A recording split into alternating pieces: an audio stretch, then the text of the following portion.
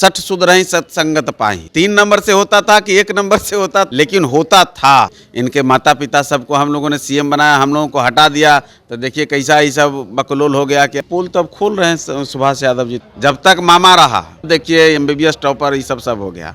अब मामा से रिश्ता खत्म हो गया तो कोई 9वां कोई 8वां यही न रह गया जी। तो हम लोग पांडव अब तैयार हैं, 5 पांडव एनडीए का तैयार है। राजद सुप्रीमो लालू प्रसाद यादव को लेकर के राजद परिवार कहती है सामाजिक न्याय के योद्धा हैं और उनके शासन काल जो है स्वर्णिम काल था, पिछड़ा अति पिछड़ा दलित का काल था, लेकिन अब अवसर का काल आ गया है।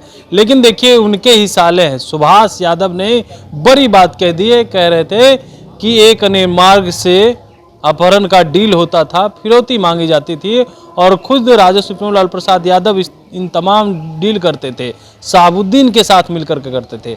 अब इस पे बातचीत करने के लिए हमारे साथ हम पार्टी के प्रवक्ता हैं श्याम सुंदर जी, क्या कहेंगे? अब तो सुभाष यादव ही लालू परिवार का पोल खोल रहे हैं। देखिए अब तो कहना चाहिए उनको, जो गाल बजाते हैं दिन भर, जो बाप बेटा दिन भर घूमते रहते हैं बिहार में, और किसका काल था कि किस पर काल था ये तो समय बता ही रहा है।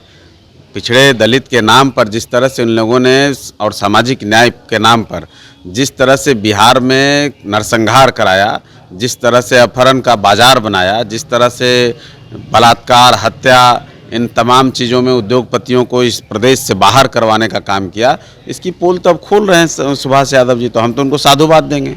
भाई साधु सुभाष थे तो सुभाष बोल रहे हैं, हम उनको साधुवाद दे रहे हैं कि कम से कम शायद कुंभ में स्नान करके आए हैं कि उनको कुछ भान हो गया होगा अपनी गलती।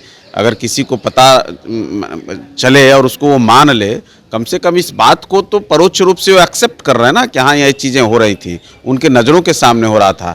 तो हम तो यह भी हमने कहा है कि भाई सरकार को संज्ञान लेना चाहिए, सुभाष यादव जी को सरकारी गवाह बना करके लालू जी पर और राबड़ी जी पर मुकदमा दायर करना चाहिए। और इस तरह का अपराध खास तौर पे मुख्यमंत्री की कुर्सी पर रह करके अगर कोई करता और कराता है तो आप समझ लीजिए कि क्या है, लोकतंत्र के आड़ में ये सामाजिक न्याय के आड़ में क्या किस तरह सरकार है। तो देखिए सरकार है, अब हमने क्या कहा, हम कह रहे हैं कि करना चाहिए। सरकार क्या करती है, लोग जेल भेजना चाहते हैं। सरकार क्या करती है, क्या संभावनाएं, वो विधिवेत्ता से उसकी सलाह मशवरा हमको लगता है सरकार लेगी। लेकिन अगर कोई कह रहा है भाई इस तरह का, तो कई 41 साल के बाद, 42 साल के बाद, 40 साल के बाद न्याय लोगों को मिलता है, तो भाई ये तो अभी 40 साल नहीं हुआ है ना। तो ऐसे चीज़ों पर तो निश्चित तौर पे हमको लगता है कि संज्ञान लेना चाहिए। और सरकार ले न ले, कोर्ट को संज्ञान ले लेना चाहिए। सुभाष यादव जी को बुला करके कोर्ट को पूछ लेना चाहिए कि भाई अगर ऐसा संगठित अपराध होता था सरकार के द्वारा, जो सरकार चलाने वाले लोग हैं अगर वो डील करते थे, इससे बड़ा और हास्यास्पद स्थिति क्या होगी, या इससे बड़ी चिंतनीय स्थिति क्या होगी। कैसे कैसे लोग थे ये तो उन्हीं के लोग बता रहे हैं। लेकिन अकाबे में आकर के इस तरह की बातें बोल रहे हैं, जबकि जहां वो रहते थे यानी 3 नंबर की बात कर रहे हैं, वहां से सारी चीजें होती थी। मतलब होता था। हाँ। भाई होता था ना। अब साधु बोल रहे हैं कि सुभाष बोल रहे हैं, मना कोई नहीं कर रहे हैं, ये कोई नहीं कह रहा कि नहीं होता था। 3 नंबर से होता था कि 1 नंबर से होता था कि कहां से होता था, लेकिन होता था। अब कौन करता था? 3 नंबर में सुभाष रहते थे, वो कराते थे कि वहां से होता था कि अन्य मार्ग से होता था। राबड़ी देवी तो खैर नहीं करती होंगी, इतना तो हमको समझ में आता है, लेकिन बिना लालू जी की मर्जी के बिना ये सब चीज़ तो नहीं होता था। तो भाई होता था। अब ये भी एक सवाल है कि भाई कौन कौन लोग करते थे। कुछ लोग तो प्यारे हो गए, अल्लाह के प्यारे हो गए, चले गए। कुछ लोग हैं तो ये जो संगठित आपराधिक चरित्र के लोग हैं, जो आज कभी सत्ता में कभी विपक्ष में, अभी विपक्ष में हैं, अभी तो फिर उन लोगों को तो निश्चित तौर पर मुझे लगता है, जहाँ तक अपनी बात है, मेरी समझदारी, आपकी भी समझदारी कहती होगी कि अगर कोई ऐलानिया तौर पे कह रहा है कि हाँ फलां जगह मर्डर हो रहा था, मैंने देखा है, तो वो तो गवाह हो गया ना। तो अगर वो कह रहे हैं कि हाँ भाई फलां जगह इस तरह का डील होता था, इट मीन्स कि वो तो गवाह है। तो उस पर तो निश्चित तौर पर कोर्ट को संज्ञान लेना चाहिए, सरकार को संज्ञान लेना चाहिए, और ऐसे आपराधिक तत्वों को ढूंढ करके ला करके सलाखों के पीछे डालना चाहिए। तेज प्रताप यादव सुभाष यादव को लेकर के कह रहे हैं कंस मामा हैं, इसको किस रूप में देख रहे हैं? अब उन पर क्या बोला जाए। कंस मामा हैं, कंस मामा तो भाई भ्रूण हत्या करते थे, आपकी तो भ्रूण रक्षा की यही मामाओं ने आप। अब तो वो कहते हैं कि इनके माता पिता सबको हम लोगों ने सीएम बनाया, हम लोगों को हटा दिया, तो देखिए कैसा ही सब बकलोल हो गया कि अब सीएम नहीं बन पा रहे। तो भाई तो सच्चाई जब कोई कुछ कहने लगता है ना, हम देखिए भूतकाल में परिस्थिति बस या कुछ जमात के कुछ परिवार के दबाव में लोग उस तरह के कारनामों में शामिल रहते हैं, लेकिन हम निश्चित तौर पर साधुवाद देते हैं कि भाई कम से कम सत्य को स्वीकारने की हिम्मत तो उन्होंने की ना। मतलब सट होता है ना कि कोई संगति का असर जो है, तो वो संगति का असर हो गया है। हो सकता है साधु सुभाष कुछ दिनों से उन लोगों के संगति से बाहर आ गए हैं, अब कुछ अलग संगति में रह रहे हैं, तो उनको भी कुछ लग रहा होगा, बुरा लग रहा होगा, उस कालखंड को याद करते होंगे तो खराब लगता होगा। तो ये साहस तो भाई इस देश में हमने देखा है कि डाकू रत्ना भी वाल्मीकि हो गए, तो सब कुछ ऐसी संस्कृति में मिला हुआ है। तो अगर कोई इस तरह की बात को एक्सेप्ट कर रहा है और उसको समाज में आकर के खुले तौर पे बता रहा है, तो उसको उसकी सराहना होनी चाहिए, न कि उसकी आलोचना होनी चाहिए। अब सराहना आलोचना की बात कर रहे हैं, लेकिन अब तो जो विपक्ष के लोग हैं वो कह रहे हैं कि जो हमारे साथ रहते हैं वो डाकू डकैत हो जाते हैं, लेकिन आप लोग के साथ आते ही संत हो जाते हैं।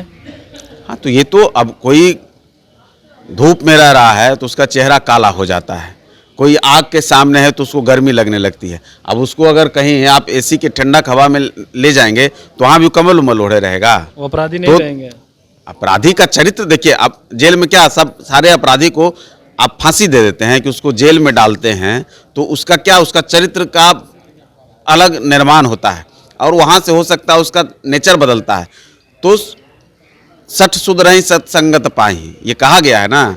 तो भाई अच्छे अपराधी भी संगति पाकर सुधर जाते हैं। अंगुलीमाल भी बुद्ध की शरण में जाकर के सुधर गए। तो कुछ वैसे लोग जिनके बारे में वो करते हैं, हम ये कहते हैं, वो तो ये कहते हैं कि उसके पास जाते हैं साधु हो जाते हैं, हम ये कहते हैं कि उनके पास जब तक जो रहते हैं तब वो बड़े चरित्रवान रहते हैं, तब वो बड़े पाक साफ रहते हैं। उन पर कोई कार्रवाई होती है तो ईडी सीबीआई सबको लोग गाली देते हैं कि भाई सब लोग मिला हुआ है, और उनके यहाँ से जैसे ही वो आदमी निकलता है तब फिर वो सही हो मतलब अपराधी हो जाता है, तब उस पर कार्रवाई होनी चाहिए, तब उसको जेल में डालना चाहिए, तब ईडी सीबीआई सबका केस सही हो जाता है। तो भाई तुम तो तय करो, तुम तो इस बात को स्वीकार करो कि भाई अब या तुम ही गिनती गिना दो। हम आज से कहते हैं कि विपक्ष जो है अपने नेताओं की गिनती गिना दे कि ये नेता देखिए सब पाक साफ हैं, इनको आप ले जाइए तो हम कोई आरोप नहीं लगाएंगे, और ये फलां जो है ये सब जो है भ्रष्टाचारी हैं, इनको ले जाइएगा तो हम इस तरह की बात करें। आप ही सूची जारी कर दीजिए कि किनको हम बैन कर दें, जैसे उन लोगों ने मीडिया को बैन किया ना भाई, आप लोगों के भी कई चैनलों को बैन किया, तो भाई वैसे ही कह दे भाई तुम्हारे यहाँ जब तक है तब तक उस पर अगर कोई कार्रवाई हो रही है तो कानून का के साथ खिलवाड़ हो रहा है, तब कानून के उस तमाम संस्थाओं का दुरुपयोग हो रहा है, और आपके यहाँ से वो निकल गए तब फिर वो सब अपराधी हो गए। इस तरह का दोहरा चरित्र से काम। और कौन कहता है इस सरकार में किस पर नहीं छापा पड़ रहा है? क्या सत्ता के जो लोग हैं, कई एमएलसी का मैं नाम बता सकता हूँ जिनके ऊपर छापे पड़े, जिनको जेल जाना पड़ा, जिनके ऊपर ईडी की सीबीआई की और तमाम तरह की कार्रवाई हुई, उनके संपत्ति भी अटैच हुए, कई ऐसे मंत्री भी हुए। ऐसा के साथ आ रहे हैं सुभाष यादव, हम लोगों के साथ। अब यही दिक्कत है, किसी भी चीज का राजनीतिकरण कर देना। हम लोगों के साथ आ रहे हैं कि नहीं आ रहे हैं छोड़ दीजिए, उन लोगों के साथ क्यों नहीं है, उन लोगों को क्यों छोड़ दिए? ये जो अपने सगे मामा भांजा इनके रिश्तों में खटास क्या आया भाई? इसका भी तो कुछ बताओ। माल का मामला है, क्या मामला है? कहीं खटाल में कुछ माल रह गया, कहीं क्या हो गया भाई? ये तो बताओ ना। अपना सगा मामा, अरे भाई कंस मामा तो बचपन में ना भ्रूण हत्या कर देता था, आज वो मामा कंस हो गया जो पाल पोस करके सब, जब तक मामा रहा तब तक सब देखिए एमबीबीएस टॉपर ये सब हो गया। अब मामा से रिश्ता खत्म हो गया तो कोई 9वां कोई 8वां यही नहीं रह गया जी, और उसको कंस मामा कह रहा है। तो भाई सच्चाई अगर कोई कह देता है कि अब आप बन जाइएगा, गड़बड़ सड़बड़ झाला सब करिएगा, तो कंस मामा है कि शकुनी मामा है कि आप दुर्योधन है, सब तय कर लीजिए, तभी ना बात होगी। मामा तो कई हुए, तो शंख सब तो वही है, कंस मामा वही है, शकुनी मामा वही है, दुर्योधन वही है, दुशासन वही है, तो पूरा कौरवे का ना जमात है। तो भाई कौरव का जो जमात है, तो हम लोग पांडव अब तैयार हैं, 5 पांडव एनडीए का तैयार है, सब कौरव सब जगह पे सबका वध हो जाएगा। इस 2025 के चुनाव में राजनीतिक वध होना तय है।